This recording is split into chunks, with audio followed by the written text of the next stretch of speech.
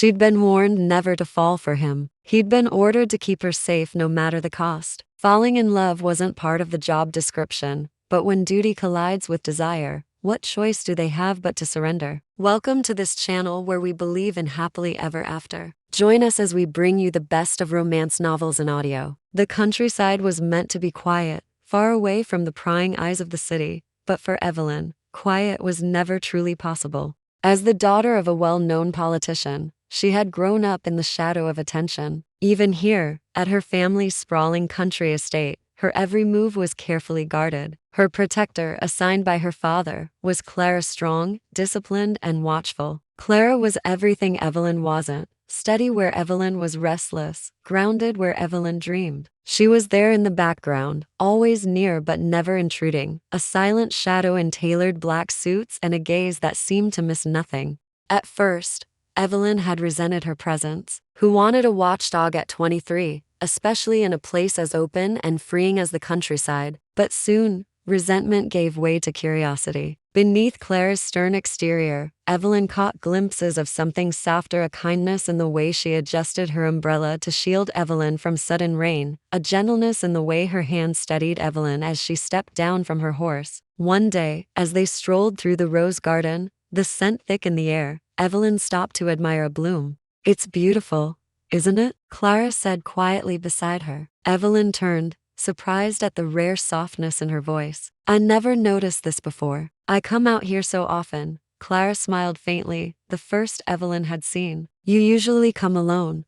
"I didn't I?" Evelyn mused, suddenly aware of how much of her life she'd lived under Clara's unobtrusive gaze. "I suppose you think I'm reckless or free?" Clara challenged, her tone teasing. Evelyn laughed, a light, airy sound. "I suppose that depends on whether I break any more vases." They fell silent again, but this time it was a comfortable quiet. Evelyn realized she'd never really seen Clara outside the context of duty. What was she like, she wondered, when there were no orders to follow, no one watching? The thought of discovering that side of Clara both intrigued and frightened her. As the days passed, Evelyn found herself seeking out Clara's company. They would walk for hours along the property line, the fields stretching endlessly before them. Once, as they sat on an old stone wall overlooking the fields, Evelyn idly traced patterns on the ground. "If you weren't here, where would you go?" she asked suddenly, her gaze fixed on a distant hill. Clara looked at her, surprise softening her features. "I don't know," she admitted. "I've always been here." Evelyn turned, meeting her eyes. "What would you do if you could do anything?" Clara hesitated, then replied softly, "Travel. I want to see the world." Evelyn felt a pang of sympathy. Being a bodyguard came at a price, a life confined to duty and obedience. She reached out, touching Clara's arm. "Someday," she promised, "you'll have your chance." But Clara only shook her head, a sad smile touching her lips. "My duty is here, Miss Evelyn. With you." Evelyn returned to the house feeling unsettled. She couldn't shake the image of Clara sitting by the window, her face illuminated by the soft glow of dusk, lost in thoughts that Evelyn couldn't see but could feel in her heart. It was then Evelyn realized how much of Clara she didn't know. Clara, who seemed an extension of the house, the furniture, the portraits that watched over them silently, part of the very fabric of the estate. But beneath that sturdy exterior, there was a world she had never seen. The idea that she might be able to bridge that divide, to be the first to cross over, both terrified and excited her. That evening, during a rare dinner party at the estate, Evelyn found herself seated next to a childhood friend. The guest rattled on about his latest business deal, but Evelyn barely heard him.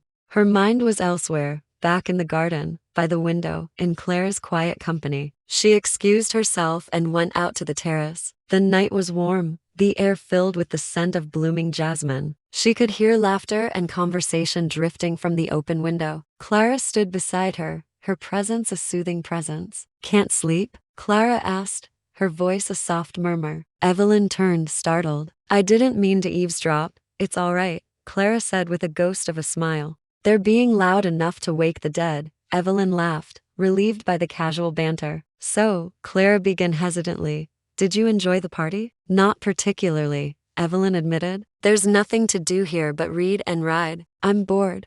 "Would it help if I took you for a drive?" Clara suggested, her eyes seeking Evelyn's approval. Oh, yes, Evelyn replied eagerly. I'd like that very much. They drove in silence for a while, the only sound the gentle hum of the engine. The dark road wound through the trees, the headlights painting fleeting beams of light on the wet asphalt. As the car slowed, Evelyn saw a small cottage up ahead. Clara had stopped. We can't go any further, she said quietly. This is as far as the road goes. Oh, Evelyn replied, disappointed. Well then, I suppose we should turn back. Just as she turned to go, Clara reached out, stopping her. Stay, she said softly. Evelyn's heart skipped a beat. What? Stay here, Clara repeated, her voice firm. With me. Before Evelyn could reply, Clara had opened the door and was out in the rain. Startled but intrigued, Evelyn followed. They stood for a moment in the rain, the silence broken only by the sound of water dripping from the trees. Clara turned to Evelyn,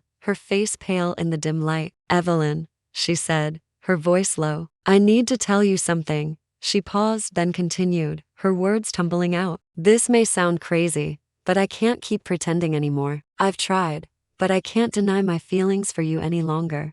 Evelyn's breath hitched. Clara, she whispered, her heart pounding. I don't know what to say. You don't have to say anything, Clara interrupted, stepping closer. But I couldn't keep it from you any longer. If you feel the same way, I want to be with you. I know this isn't easy, but if you give me a chance, I promise to make you happy. Evelyn reached out, her fingers trembling as they touched Clara's wet cheek. In that instant, the world around them faded away. All that mattered was the feel of Clara's skin beneath her fingertips, the raw emotion in her eyes. I've waited so long for this, Evelyn murmured, her voice thick with emotion. Me too, Clara breathed, leaning into Evelyn's touch. In the days that followed, their love deepened, nurtured by stolen moments and shared secrets. They explored hidden nooks in the estate, whispering promises amidst the rustling leaves and blooming flowers. One day, while strolling through the gardens, Clara stopped beside a fountain, its water sparkling in the sunlight.